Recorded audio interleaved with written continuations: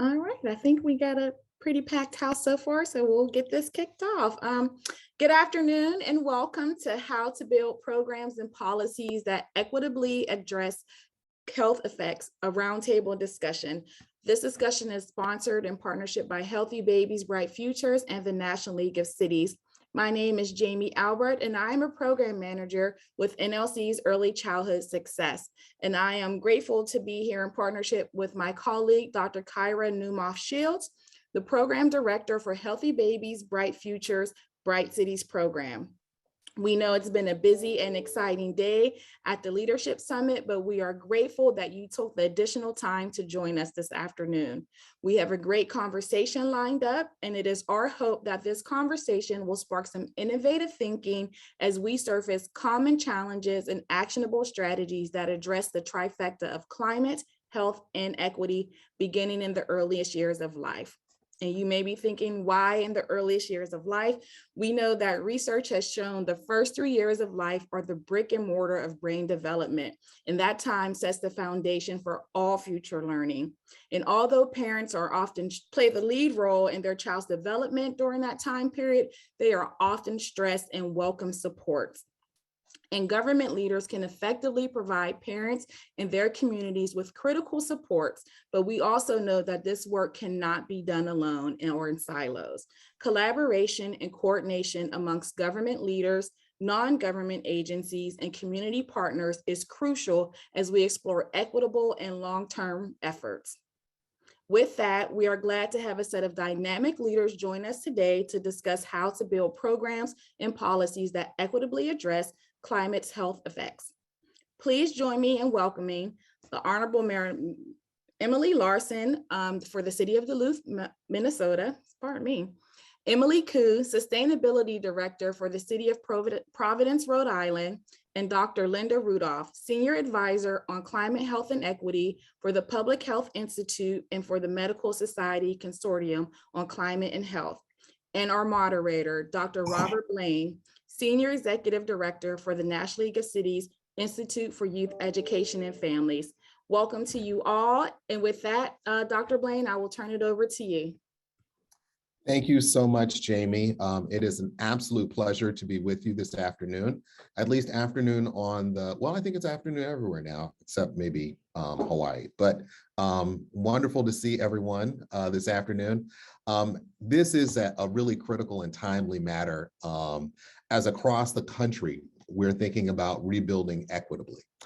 This is something that we've been talking about at the National League of Cities and really thinking about how we create equitable outcomes and focus on underinvested, disinvested, and communities that have been vulnerable, and those vulnerabilities have been exposed throughout this pandemic. So it's specifically important to us here at the Institute as our work centers around values for racial equity, economic empowerment, high quality education, equal justice, and strong health outcomes, irrespective of zip code. This also aligns with the impacts of climate, health, and equity. NLC has a broad focus on climate issues through our Center for City Solutions, and we think about accessibility and increasing the understanding of the importance of being a good steward of the earth. I know firsthand the work cities leaders must support on the intersections of physical infrastructure and the impacts on climate, as well as human infrastructure and health. My background is that I actually came to the National League of Cities from being the Chief Administrative Officer for the city of Jackson, Mississippi. So I've actually been running a city for the past 4 years.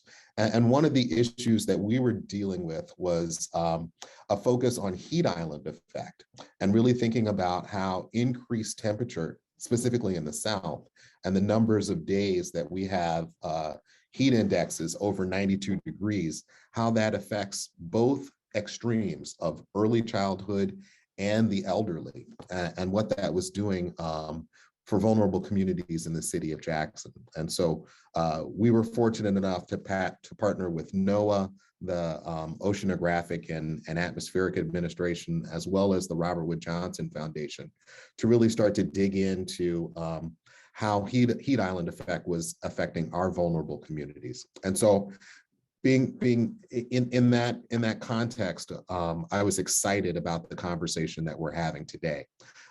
For our guests, their bios have been shared with all of you, but it's always helpful to hear direct from the source. So I'm going to ask our guests if they could share some information about their work, their organization, and the actions that they're taking to link exposures that harm children's brain development to actions that address our climate crisis. So I'm going to start with Emily Coe in Providence. Emily, take it away.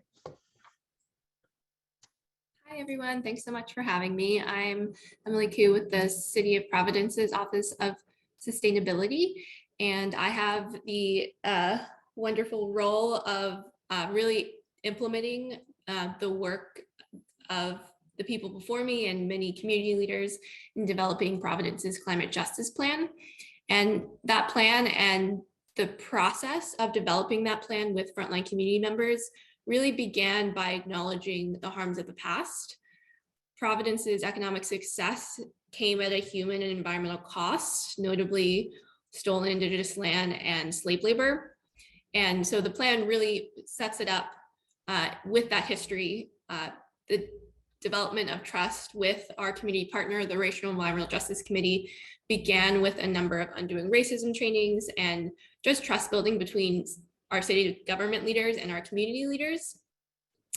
And what came to be in the climate justice plan really centers and frames the climate crisis, not just on long-term existential challenges related to greenhouse gas emissions and the need to become a carbon neutral city, but really the challenge of daily survival in our most vulnerable communities, from high asthma rates due to air quality to high heat days and substandard housing and neurotoxic exposures for children. And so it is a broad mandate that we have, but I think in framing up how we approach climate justice, it's natural for us to include these neurotoxic exposures in our work. Thank you so much, Emily. It's exciting to see the correlation that you're building there, and I'm really excited to learn more about the work. I'll now turn it over to Dr. Rudolph. Could you give us a little bit of information on where you're seeing the work move? I will unmute myself. I work with public health and medical and other health professional organizations, really trying to forefront the many links between climate change and almost any of the adverse health outcomes that we see in our communities, including the impacts of exposure to neurotoxic chemicals and other stresses that really impact child development. And, I think it's important just for context to know that about 1 out of every 6 children in the US is affected by some sort of a neurodevelopmental disability, whether that's learning deficits or hyperactivity or, the autism spectrum, and that the developing human brain is uniquely vulnerable to toxic chemical exposures and to the impacts of traumatic experience and ongoing stress. And for all of these things, we really see this direct link to climate change, both in terms of the effects, but also in terms of the solutions. So the organizations I work with just try to forefront those links so that as local, state, and federal government leaders develop their climate policies, they are proactively thinking about how to construct climate policies that also promote health in their communities and promote health equity and address the very persistent and stark inequities that we see throughout the nation, where whether it's exposure to lead or exposure to pesticides or exposure to particulate matter, these exposures are almost always higher in communities of color and low-income communities. And we need our climate policies to address that through health promoting policies. So I'll stop there for now. Thank you so much for that. I really appreciate the way that you're bringing this national perspective and the policy focus to the work. So Kyra, I actually wanted to turn to you first as one of our hosts for this conversation. And I wanted to learn more about what you're seeing at the local level. You know, elected officials live amongst and engage the residents, and they do that on an everyday basis. When I was with the city, you know, this was a daily conversation. And what that would do is to bring about a different degree of accountability and awareness around the lived experiences that can help inform policies and practices that are driven by federal and state government. So when you're looking at the effects of neurotoxins and the likes, what have you seen happening at the city level? Well, thanks everybody for being here, and thanks for that question. So I'm Kyra, and I work for a national organization called Healthy Babies, Bright Futures. And as Dr. Blaine mentioned, and we were fortunate to work with both Jackson, Providence, and Duluth. And those cities, wonderful cities, are all represented on the call.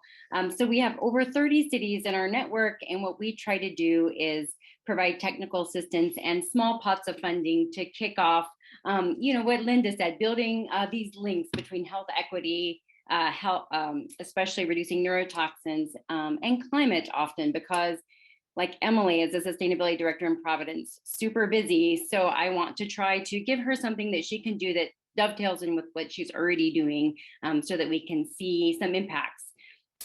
And so generally what I find is cities are receptive to a little bit of funding. We get great reviews from our residents, our community members, and our city leaders. And from my perspective, the real challenge is finding more money to support these projects. And as Linda mentioned, since I think it's not common knowledge that 1 in 6 children in the United States have some type of neurodevelopmental delay. And so just raising that up and lifting and building that awareness and talking about where we can find these win-wins in cities, I hope as we elevate that conversation that we can draw more funding in to support these projects and then work together kind of in sisterhood and brotherhood together to have these regional initiatives that bring more attention to these win-wins, win-win-win, I guess, for equity, climate, and children's health. That's really fantastic. You know, Emily, I was really struck by the work that Providence is doing and how your city has implemented some really innovative strategies in weaving together different kinds of sustainable actions. So could you share what you're most proud of in your role as the sustainability director?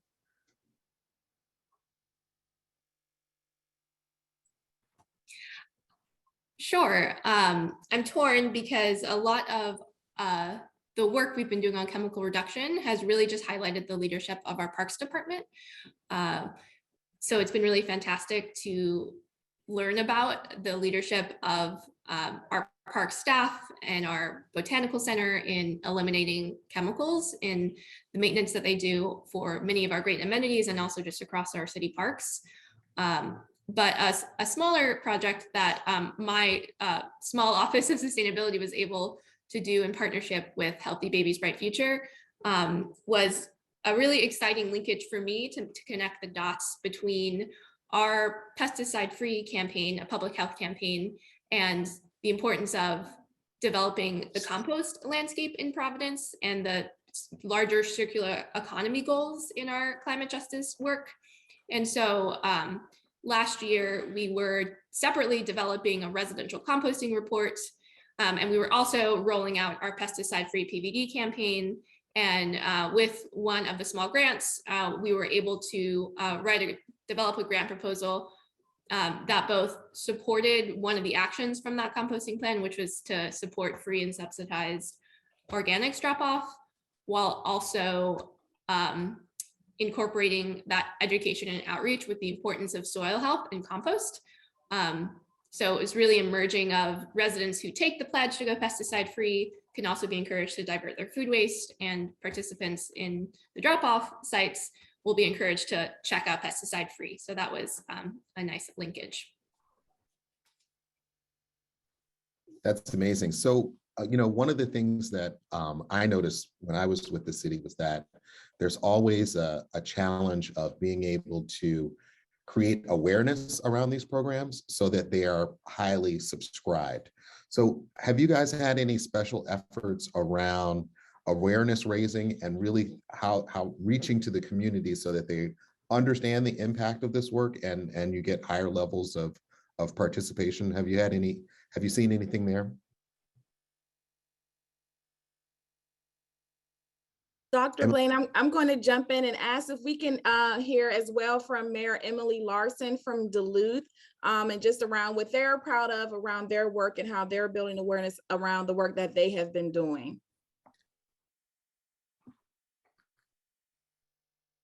Sure, I can jump in now if that's okay. You can hear me. Hi, everybody. I'm Emily. I'm mayor of Duluth, Minnesota. I'm so excited to be here. Thank you for the opportunity. And Kyra, really nice to see you again. We just met last week or the week before at Mayor's Innovation Project. I will just say, I always feel happy to bring forward what we can in our work and always eager to learn from others, the advancements that are happening across the country. I will say very briefly, Duluth, Minnesota has been a beneficiary of the investment of Healthy Babies, Bright Future. A $10,000 pilot grant, project grant actually meant a huge amount to us. We used about $7,000 to build staff capacity around some planning initiatives and efforts for some of the standards and ideally procurement standards we're getting to, but also just internal in-house building standards, but also as allowing us to do some experimentation as it relates to our streets and some runoff issues that we have. And some concerns we have with some of the materials that we use. And so I can get more into the weeds on that. But I think what's important for me to share in terms of Duluth, Minnesota, 86,000 residents, about 150 miles north of the Twin Cities, but really a regional center. We have millions of tourists and we have 40,000 commuters every day. We really are the center with which we have a lot of responsibility outsized of our population. And so we take people's health and the development of children very, very seriously. We're working really hard using ARP funds to do lead line replacement. We embed health into every aspect of what we do. And when I first took office 7 years ago, we revamped our comprehensive plan to include 3 different values: health, equity, and justice. And so every single thing that we do at the city goes back to our comprehensive plan and has to go back through that lens, which means that when we're making investments in a neighborhood, whether it's broadband or water line replacement, you have to tell me, how is this going to be better for people's health to do this investment? How is it going to be better for equity in the neighborhoods that need us to show up in a big way?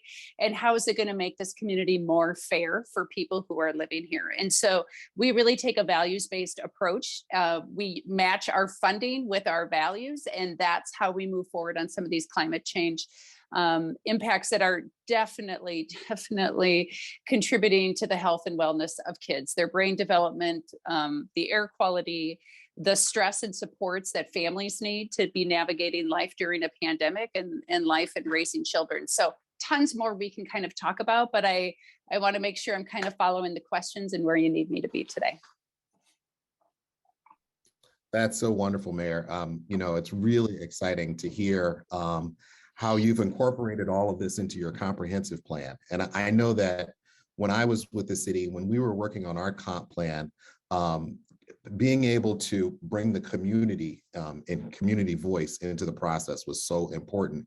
I was wondering, have you seen anything in the development of your comp plan where the community is actually reaching out and talking about the effects of climate and health, and how has that process gone?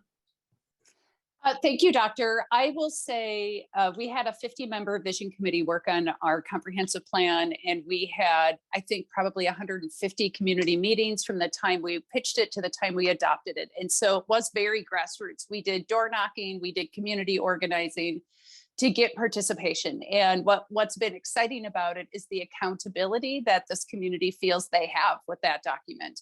Some people would think that that's just kind of a nerdy document and it's on the books. It's a very living, active, important document for us. And so our community groups, we have very high voter participation, very high volunteerism, and a very high percentage of people who give financially to organizations. And all of that's important for me to talk about because that's a community that's engaged. Right? That's a community that's paying attention, very high volunteerism. And so that shows up in public meetings. We get incredible turnout. And democracy is very broad here in Duluth, Minnesota. And so I'm proud of the way that the community has owned that document and holds our feet to it. And if it appears that we are straying, or it appears that we have not grounded our decision-making in the health and in taking care of all kids and making sure that we are investing, maybe over investing in terms of an equal dollar amount into a neighborhood that really needs us to show up to fix their water lines or to find a different funding mechanism to do the private piece between the public main and the house. Our community is with us on that. We have their back and they have our back to make those kind of funding and policy decisions that line up with those values. It's so great to see that, the community is engaged in Duluth and that they're a real part of the planning process and that they take that seriously. It's critical to make sure that everybody understands where we're moving together. Emily, I was interested in what's happening in Providence and the way that you all are linking your climate justice plan to reduce neurotoxins into your code of ordinances. So how have you all thought of that as a way of actually embedding that into the ordinance structure in Providence? Sure. Yeah, I've been able to talk and strategize a lot with Kyra about the role of neurotoxins in the climate justice plan and more broadly in even more permanent documents like our zoning and our comprehensive plan. We have an ongoing effort, our office and the Racial and Environmental Justice Committee, to get the climate justice plan codified in the comprehensive plan and had been working on specific edits over the past year. It lives in the planning department, which is separate from us. So they are actually revamping a new community engagement process so we're working to align and our existing community work with their new process. And also what I've been struggling with is that explicitly the neurotoxins is really only referenced in our climate justice plan in relation to green spaces. And we have made those connections and really have been able to recognize the importance of talking about neurotoxins in our purchasing, and that's a significant opportunity for our office to be a resource and to institutionalize sustainability across the city. That is a really important goal, but I think strategically as an office, we do need to institutionalize that importance of that particular work, since it's not really in our community mandate. And so it's a long game of relationship building with our purchasing department, of learning the landscape of product categories. And we've got some great, we actually have a non-binding resolution that we developed that lays out the values of health and environmental impact of everything that we purchase, but have not been able to get the buy-in to get any kind of binding ordinance about how we make purchases.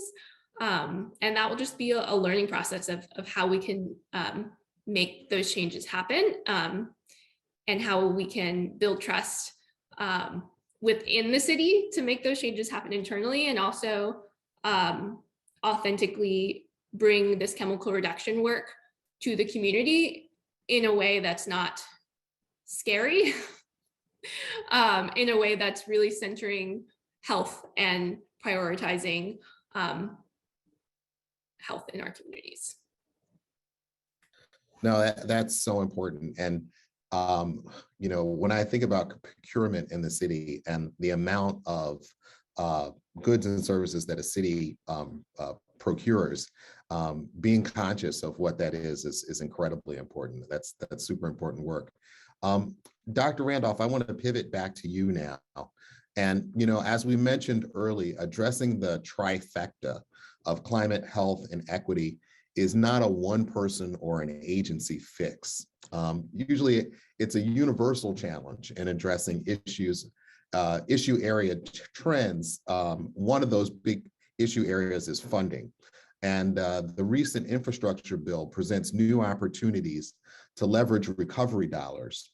As we not only think about the implications of physical infrastructure, but the human infrastructure as well.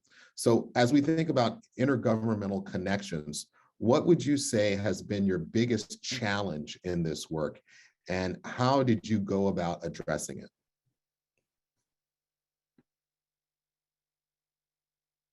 Oh, you're still muted, Dr. Rudolph. Sorry. That's a big question. I think that one of the biggest challenges is just that whether even at the local level in a small city, I worked for a small city jurisdiction as the local health officer years ago, and even in a small jurisdiction, departments are siloed, and each of them have their own mandate. They have their own language. They have their own constituencies. And when you get up to the level of state government or federal government, that's all the more true. And most of the agencies that actually determine the shape of the environments in which people live, learn, work, play, pray, they don't, that's our transportation agency, the people that make decisions about our energy system, the people that make decisions about the agriculture system. Most of them don't have health or equity in their mandates. So I think one of the first things is to really establish structures that not just enable, but also nudge and push these agencies to be talking with the agencies in their communities that have a responsibility to do health. Most communities have a local health department. Every state has a state health department, and with the health professionals that live in the communities. And of course, with the community members that are most impacted. Having that structure is super important. I'm going to let somebody else take over because I just have to answer a doorbell. Sorry about that. No worries at all. Mayor Larson, something that Dr. Randolph said really struck me when she was talking about silos. When I was with the city, we used to say that sometimes the silos could be the size of a cubicle, right? Mm-hmm. And when we think about this work, we really need to make the connections across departments in order to really think about the effects of not just what's happening in climate, as Emily was talking about, with what could be happening in the Public Works Department or the Parks and Rec Department. But then how does that connect across when we're thinking about maybe the budget and finance and administration, or how does that connect with the procurement process? All of these silos we need to start connecting. And I was wondering if in Duluth, if you started to deal with thinking about how we're working across government in order to be able to make those connections so that we can have the outcomes that we want to see for communities. Yeah, I mean, it's really hard to do. We all have them, right? We all have the silos. And I will say what we have chosen to do, I think there is no replacement for making sure that the top person, in our case, the mayor, if you're looking at like an org chart, I think we all know on this call, every person who's at a table in a meeting has value and they aren't more important. But the person who makes the ultimate decision has to be there with you on that issue, right? And so, because what that allows me to do is use my power to make sure that our sustainability coordinator is on our leadership team, that every federal application that we're going through now has also gone through her office for review. When we are investing in housing and we're using a lot of ARP money to invest in affordable housing, she's on the review committee, looking at housing, because part of it is until people really do understand and see, oh, procurement is climate and procurement is health and safety and fleet is diesel fumes that can impact people. And, until people really actually see and believe, they do have to be told. And every single time, it's been so awesome to see all of these aha moments for people, because in my experience, people who are in public service, who are working in departments, whether it is in purchasing or whether it is in public works, they are in it for amazing reasons. And their inability to see how it intersects is just because they haven't received the right message to get it. But it's been so awesome to see all of these staff levels and staff layers go, now I get why we have to pay attention to climate. Okay, now I understand how that impacts me. And some of it does have to start with direction. We are going to start by, embedding sustainability and climate adaptation into everything that we do. And until you get on board, that's going to feel awkward and clunky.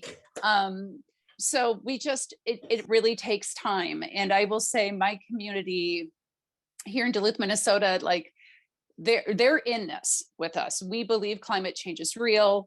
We are deeply concerned about health and equity disparities in this community. And so we have, the public groundswell and support to make financial investments. We still have to message that. We still have to let people know what they're paying for and why that's important. But they are with us on it, and that is helpful. But breaking down those silos it really takes patience and time. And there is, as much as sometimes as a mayor, I want to feel casual about my power.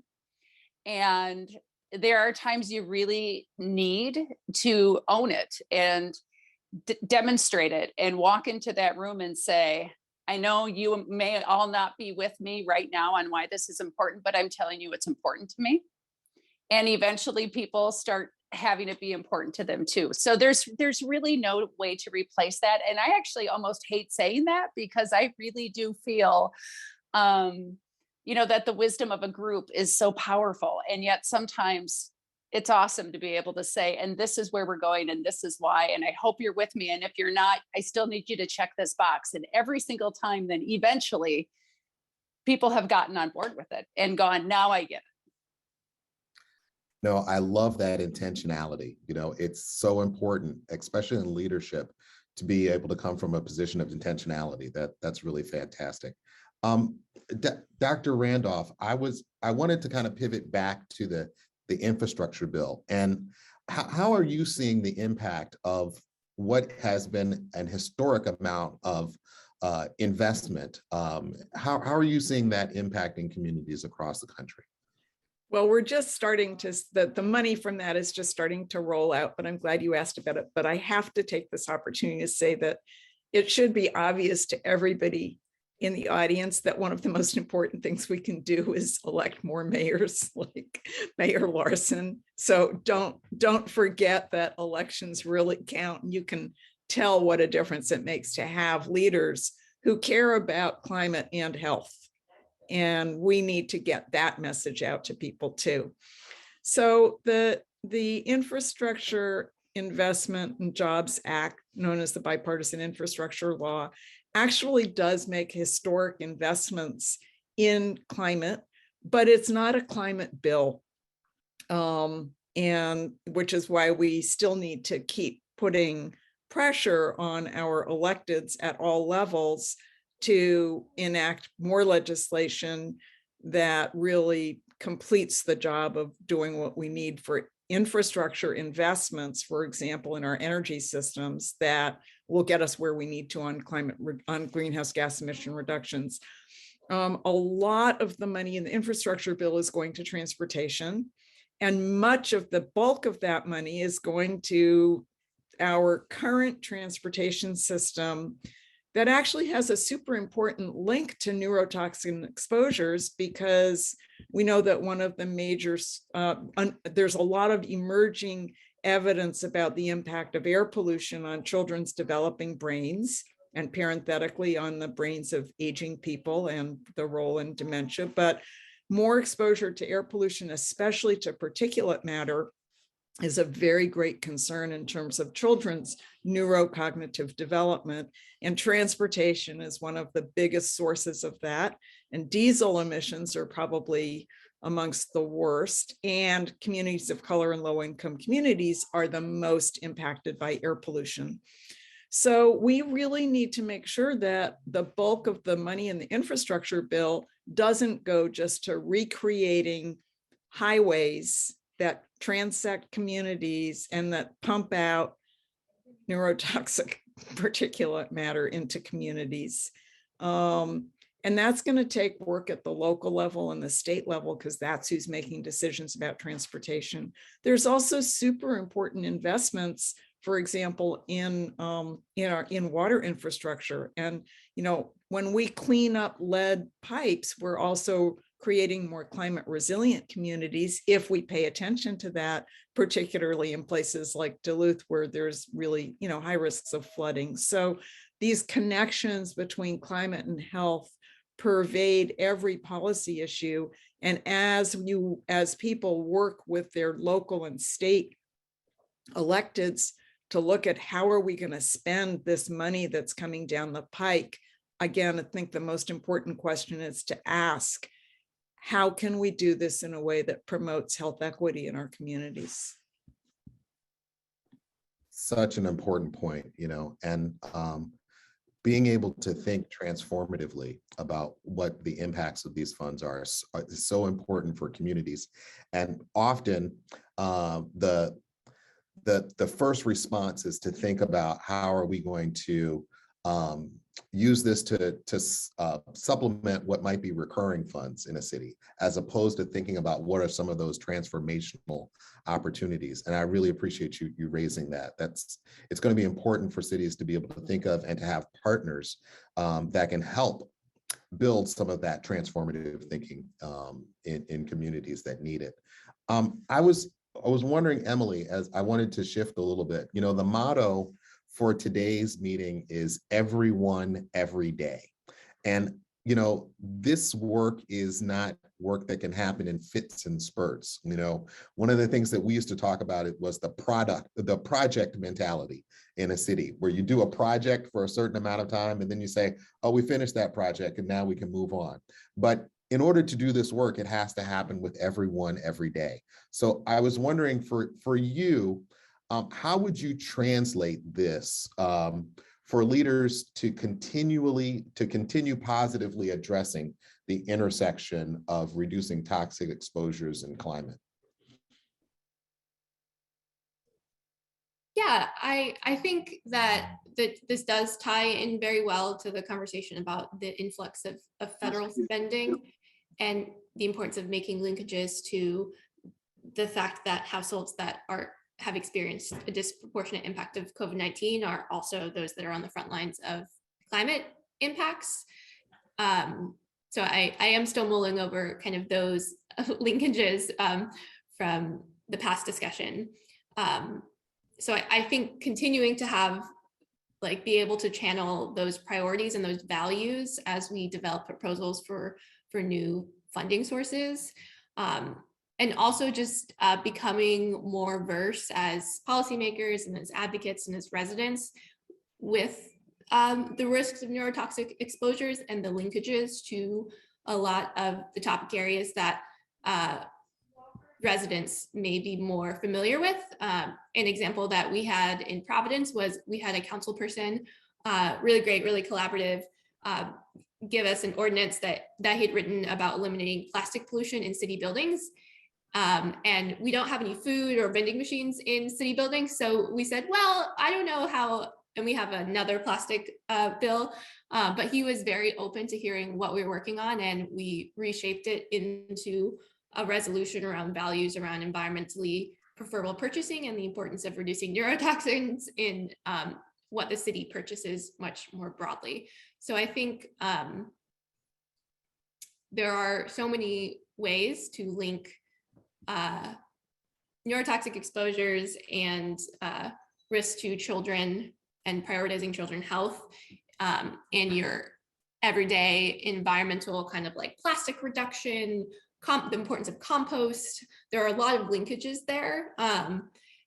And in turn, there are also linkages between those health impacts, COVID-19 and climate, all having the worst impacts on frontline communities. So both like seeing the web of issues that all connect to neurotoxic exposures, and also seeing the concentration of those issues impacting the same communities. And so being able to focus investments in those most impacted communities. Now that's really great. And Mayor Larson, I was thinking the same thing from your seat as the mayor. One of the things that I used to talk with our mayor about was what we used to call the bubble, right? And so like you have a project like a comprehensive plan, and there's a lot of work that goes into that comp plan. And then we create this kind of bubble of excitement around that plan. And then after it, we've got to think about how do we sustain that energy. Mm-hmm. So have you thought about that in Duluth? How are you, you've got all these things that are happening now. How are you going to try and maintain that energy over the long term? Yeah, it's a really good question, because it's so tempting and so easy to be like, oh, that was so hard and so exciting. We did so good, and now let's keep going. I gave my State of the City address last night, and one of the things I feel that I have chosen to do and feel strongly about is that's a very intentional event, a very intentional speech. It's the document that we use all year long to keep referring to. It's in an Excel spreadsheet, and it correlates itself back. And I say all of that because it takes a lot of discipline to stay in the lane. It just takes a tremendous amount of organizational discipline. And if you don't have that, or if the director team or the mayor or the council or whomever doesn't want to choose to have the discipline, it will fade away. There's no question about that. And sometimes, it's just really hard to stay in the lane. So there's no, I think for me, again, there's no replacement for the discipline to kind of stay there. I will say that some of what we have found that is working really well for us too, as it relates to addressing what we can with pesticides, purchasing, lead, street materials, all sorts of things. When we are talking about sustainability and environment and climate adaptation as a city, we've really focused on municipal buildings, municipal services, municipal materials, with our intent that we then get to push out to the community, right? Like, we're going to start here. We're going to kind of get our house in order. I've never signed on for all of these really, really big pledges out there unless I knew we could get there. Like, I know we're going to get to zero by 2050. I'm in. That's great. We have a plan to get there. We will get there, but we're not going to get there by 2030. We're just not. So I've been very intentional about trying to build some aspiration into where we're going, but being realistic about how fast we can get there, because we're trying to move a lot of partners that are coming at it at their own way and their own pace. But the last thing that I'll say that's been important for us to be able to keep coming back to it and make sure that, that plan stays relevant, or that we keep pushing, is to keep going back to the story. And often I tell other mayors, you campaigned for this job. Like, you had a story for why you wanted this job. Don't forget that when you're in the job. Remember the story of why you're here. And when people come to my office, they have facts and figures about stuff. And I'll always say, tell me the story of why you're here. Why does it matter to you that there are lead pipes? Why does it matter to you that there are high rates of asthma? Because we can get the data, but once I have heard your story, that's a story I can tell your neighbor who may not be on board. That's a story I can tell a county commissioner. That's a story we can tell a business, to say, this is what's happening. And this would never be okay for your family. We would never want you telling the story about your own family. So why would it be okay for a family in the next neighborhood? So I just, I was thinking about the question about the trifecta, right? How do you every day, keeping the focus on every day, you have to stay grounded. There's a reason we all got into this work on this call, whether we are a public servant, a physician, a nurse, all the important roles that we have. There's a reason we got into the work, and we have to keep going back to that, because that's where that discipline and passion will really, really pay off, I think. I just love that. I mean, the nexus between discipline, the city as an exemplar, as a model, and this storytelling, I think, is so important in being able to keep the issues forefront in the community. That's really fantastic. Dr. Randolph, as we think about this on a national level, how are you looking at being able to keep these issues moving forward? How do you think about this everyday approach? I think that the storytelling is very important, but I also think, and obviously this is what I do. So helping people really understand that every one of these issues affects our health. It affects the health of our children and our communities right now. And the impacts on health of climate change are worsening and exacerbating health inequities. So I think that, if we want to get the kind of political and social will we need to make the really transformative changes we need to meet our climate goals, it is important to make these health connections. And, there's about 25 states now that have organized groups of health professionals that are trying to make these links between climate, health, and equity. So I would say, find those groups, connect with the people that have the important stories in your communities, the environmental justice groups and the community-based organizations, and put together the expertise of health professionals and community members to tell the stories of what's happening to people, and then help understand the connections to climate and to the systems: energy, transportation, agriculture, buildings, land use, access to green space, where we have these huge opportunities to both address the climate crisis, create more climate resilient communities, and promote health for today's communities and tomorrow's children. That's so important. Thank you so much for that. So we're getting towards the end of the time. We've got about 10 minutes left. And so the last question is going to be kind of a round robin. So the intersections of climate and children's health are not brought to the forefront enough. We know this, but we're just scratching the surface. And our goal is to keep these conversations going and drive action. This has been such a robust conversation and demonstrations to clear winning trifectas to address health, climate, and equity. I'll ask each of you to help our listeners launch similar initiatives. What's one pearl you can share with the audience to get started? So I'm going to start with Dr. Randolph, and then Emily, and then we'll close with Mayor Larson to bring us home. I think the hurdle is not being afraid to talk to people about the climate crisis, where it comes from, what its impacts are, and what we need to do to fix it. And a lot of people, particularly that aren't living in a city that has leadership that's talking about it, they don't hear people talking about it. We're not hearing it talked about on the radio or the television. There's a lot of other stuff that's super important that's crowding out this really urgent, big issue.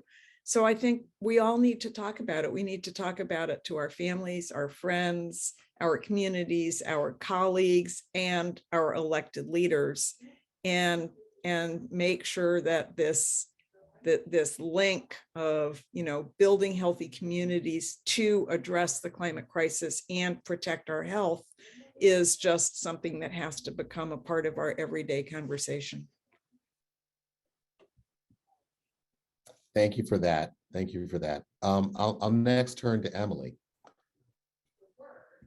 Yeah, I related to what Mayor Larson was speaking to in leading by example. I think that is so important to be able to first really dig into what your organization, your household, your church, I think this is a faith event, is doing when it comes to reducing neurotoxic exposures, what products work for you, what technologies work. in Providence. It really was a fantastic learning experience, or it continues to be a learning experience to dig more deeply into the work that our Parks Department has been leading on, the work that our botanical center does with beneficial insects. And that really has been our model in then launching a public education campaign and seeing what kinds of best practices that our park staff uses in our own facilities can then be translated for residents. And we can really show what we think are the top tips. That's great. That's great. Thank you.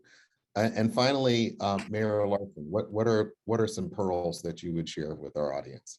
Well, I mean, everyone said awesome things already. So it's a yes and I had 4 things on my mind. I don't know if I'll remember them all, but the first is you don't know what you don't know, right? So we're all still learning on this. And so keep that in mind as you're engaging new people in new conversations. They may just not know. They may not have had this light bulb go off that health and you know, the neurohealth of our children and their planet and equity is all linked and important for us to pay attention to. So that's the first thing.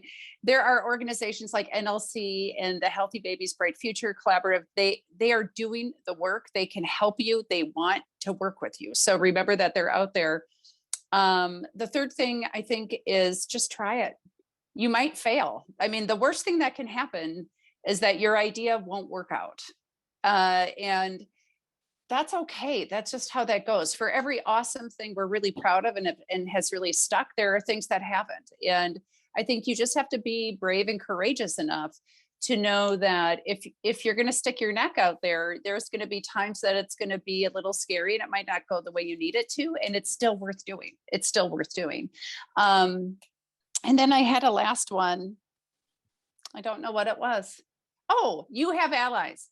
You have allies. Even if you're the only person you know in your community who's thinking about this, or your mayor isn't, your council's not there, your county isn't, you have a healthcare provider. You have an ally. You may not know who they are yet, but they're out there. And once you know what you know, in the same way that you don't know what you don't know, you can't replace the information you just learned. You will always know that information. And so, you know, go big, because our kids, our families, our future need it.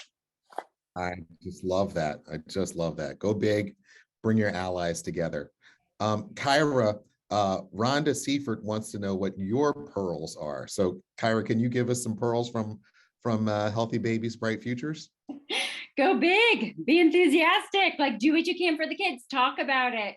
Let's, you know, I feel like for me, like I have kids, you know, lots of people with kids in our lives, like let's do this for our kids.